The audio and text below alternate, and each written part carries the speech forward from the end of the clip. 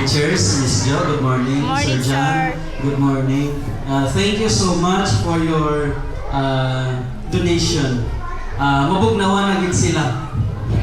Okay. Thank you for selecting us the grade 3 nga one of the beneficiary of the air condition.